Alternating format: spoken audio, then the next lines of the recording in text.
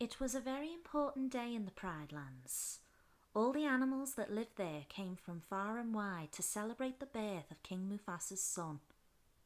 Rafiki, the wide old mystic, made a special mark on the new Prince Simba's head. Mufasa and Queen Sarabi, Simba's mother, looked on with pride. Then Rafiki held the cub high at the edge of Pride Rock, so that all the animals gathered below could see their future king. The animals cheered for Simba as he looked around bewildered. Then all fell silent and bowed to show their respect to him. Mufasa's brother Scar was the only one missing from the ceremony. King Mufasa went to speak to his brother. "Sarabi and I didn't see you at the presentation of Simba," said Mufasa when he reached Scar's cave. "That was today?" Scar said in mock innocence. "Must have slipped my mind." "Yes, well, as slippery as your mind is, as the king's brother, you should have been first in line," said Zazu, Mufasa's major domo. "I was first in line, until that little hairball was born," replied Scar. "That hairball is my son, and your future king," said Mufasa angrily. Mufasa knew that Scar was smouldering with jealousy and anger because the young Prince Simba had taken his place as next in line to be king. "What am I going to do with him?" worried Mufasa. When Simba was a little older, Mufasa led him to the top of Pride Rock one morning at dawn. "Everything the light touches is our kingdom," he explained. "One day, Simba, the sun will set on my time here and will rise with you as the new king." "What about that shadowy place?" asked Simba, looking into the distance. "That's beyond our borders. You must never go there, Simba," Mufasa replied somberly. "But I thought a king can do whatever he wants," Simba said. "There's more to being king than getting your way all the time," his father replied. Mufasa tried to explain to Simba what being king was all about. "Everything you see exists together in a delicate balance. As king, you need to understand that balance and respect all the creatures," Mufasa said. "We are all connected in the great circle of life." But then news of invading hyenas arrived, and Mufasa had to leave Simba alone. Later that day, Scar told Simba what the shadowy place was. "Only the bravest lions go there," he said slyly. "An elephant graveyard is no place for a young prince." "Whoa," Simba said. Of course the young lion couldn't resist proving how brave he was, so he ran to get his best friend Nala. "Come on," said Simba. "I just heard about this great place." The two cubs soon escaped the watchful eyes of Zazu, who was supposed to babysit them. They headed for the shadowy place. Suddenly they came upon an enormous hollow-eyed skull. "This is it," Simba announced. "Whoa," Nala said. "It's really creepy." "I know," Simba said. "Let's go check it out." He was about to climb into one of the huge eye sockets when Zazu caught up with them. "We're way beyond the boundary of the Pride Lands," he said. "We are all in very real danger." "I laugh in the face of danger," exclaimed Simba. "Ha ha ha ha! Ha ha ha ha!" answered the elephant's skull. Suddenly 3 hyenas appeared. They were not pleased that Simba and his friends had trespassed into their territory. They laughed their evil laugh before circling the threesome. Zazu suggested that it was a good time to leave. "What's the hurry?" Shenzi, one of the hyenas, said. "We'd love for you to stick around for dinner." "Yeah," Banzai added. "We could have whatever's lying around. Get it?" The hyenas rolled on the ground with laughter. They loved a good pun. They kept coming up with new ones until they realised that their dinner was silently tiptoeing away. The The hyenas caught Zazu by the tail while the trio was making its escape. Simba returned to try to rescue the bird. He growled his most vicious growl at the hyenas. "Why don't you pick on somebody your own size?" he shouted. When Shenzi went after Nala, Simba scratched the hyena on the nose. The hyenas chased Simba and Nala into a rib cage of an old carcass, which snapped closed, trapping them inside like the bars of a jail. As the hyenas crept towards the trapped lion cubs, they chuckled softly. Their long, sharp teeth gleamed in the dim light. Just when Simba and Nala were sure that all hope was lost, a huge paw slammed at Shenzi, knocking her down and sending the other hyenas flying. It was Mufasa, and he had arrived just in time.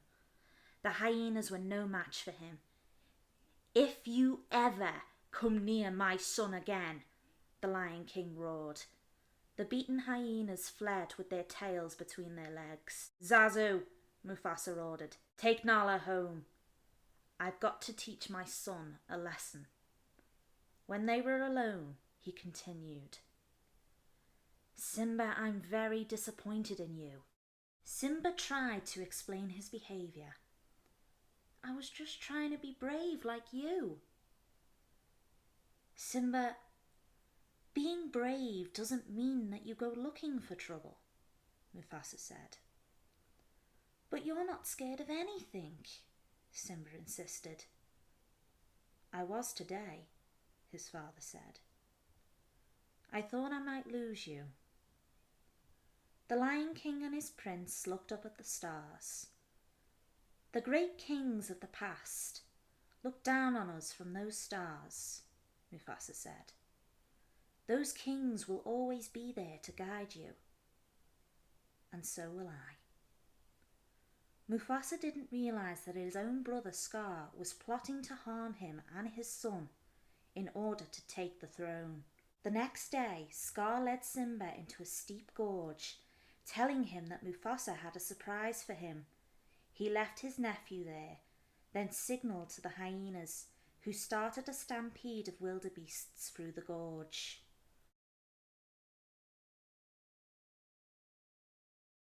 As Simba hung onto a tree for dear life, Scar yelled to Mufasa, "Quick! Stampede! In the gorge! Simba's down there!" Mufasa leapt into the gorge and snatched the cub out of the path of the deadly hooves. He set Simba safely down on a rocky ledge, but then the rock crumbled under Mufasa's paws and he fell into the herd of wildebeests. Mufasa was badly injured. Gathering all his strength, he tried to crawl back out of the gorge. Near the top, he saw Scar waiting for him on the ledge. "Brother, help me," Mufasa begged. Scar leaned down towards Mufasa. He pulled his brother close and whispered, "Long live the king." Then Scar let go of Mufasa and he fell into the stampeding herd. The cub raced into the gorge, calling for his father, but when Simba finally reached Mufasa, the great Lion King was dead. While Simba grieved, Scar suddenly appeared out of the dust. "Simba," he said, "what have you done?" "He tried to save me," Simba answered. "It was an accident. I didn't mean for it to—" "The king is dead," Scar said. "If it weren't for you, he'd still be alive." "What am I going to do?" Simba sobbed. "Run away, Simba. Run away and never return," Scar told him. Confused and heartbroken, Simba began to run, but he soon realised that the hyenas were following him. They chased the cub all the way to the edge of the plateau. There was only one way out. Simba leapt off the cliff into a tangle of thorns. The hyenas were afraid of getting hurt in the thorns. Instead of following Simba, they shouted, "If you ever come back, we'll kill ya!" With Mufasa and Simba gone, Scar was now the ruler of the Pride Lands. On his way to the top of Pride Rock to announce himself king, Scar made an announcement to the lions gathered below. Mufasa's death is a terrible tragedy, but to lose Simba, who had barely begun to live, for me, it is a deep personal loss. Sarabi, Nala and the other lionesses began to mourn. It is with a heavy heart, Scar continued, that I assume the throne. The wise Rafiki watched from a distance, shaking his head in disbelief. Meanwhile, injured and exhausted, Simba stumbled across the hot African desert. Vultures circled above him. Finally, unable to go any further, he fainted. When he awoke, a meerkat and a warthog were standing over him. They had pulled him to an oasis and splashed water on him. "You okay, kid?" asked the meerkat. "You nearly died," said the warthog. "Where you from?" the meerkat asked. "Who cares?" Simba said quietly. "I can't go back." "Ah, you're an outcast!" cried the meerkat. "So are we." Timon the meerkat and Pumbaa the warthog tried to encourage their new friend. "You've got to put the past behind you," they told Simba. "Hakuna Matata." Simba followed Timon and Pumbaa to their jungle home. He soon adapted to their diet of bugs and grubs, as well as their easygoing lifestyle. Time passed, and Simba grew into a young lion. He was happy, except when he thought about his father. One day, he heard his friends cry out for help. He found Pumbaa stuck under a tree root, while a hungry lioness approached him. Simba quickly leapt into action and pounced on her. As the lions tussled, Timon gave Pumbaa a blow-to-blow account. "Get her! Bite her head! Go for the jugular!" Timon cried. The lioness had Simba pinned to the ground when she suddenly paused. She and Simba looked into each other's eyes. "Nala?" Simba asked incredulously. "It's me, Simba." Nala was delighted to find her childhood friend. Simba introduced everyone, but Nala could not stop staring at him. "Everyone thinks you're dead," she said. "They do?" Simba asked. "Yes," she replied. "Scar told us about the stampede." "What else did he tell you?" Simba asked wearily. "What else matters?" Nala cried. "You're alive, and that means you're the king." "King?" Timon and Pumbaa looked at each other in shock. Simba and Nala went off into the forest to talk. Nala told Simba all about Scar. "Simba, he let the hyenas take over the Pride Lands," Nala said. "Everything's destroyed. There's no food, no water. If you don't do something soon, everyone will starve." Simba hung his head and replied, "I can't go back." Nala could not understand why Simba would not help the Pride. "What's happened to you?" she asked. "You're not the Simba I remember." "Listen," he said angrily. "You think you can just show up and tell me how to live my life? You don't even know what I've been through." That night, Simba was still thinking about his decision when an old baboon appeared. It was wise Rafiki. He told Simba that he could help him understand who he was and what he should do. "I know your father," Rafiki said. "I hate to tell you this, but he died a long time ago," Simba replied. "Nope, wrong again." "He's alive," the baboon said. "I'll show him to you." He led Simba to a pool of water and pointed at Simba's reflection. A breeze rippled the water and Simba saw his father's face. "You see?" Rafiki asked. "He lives in you."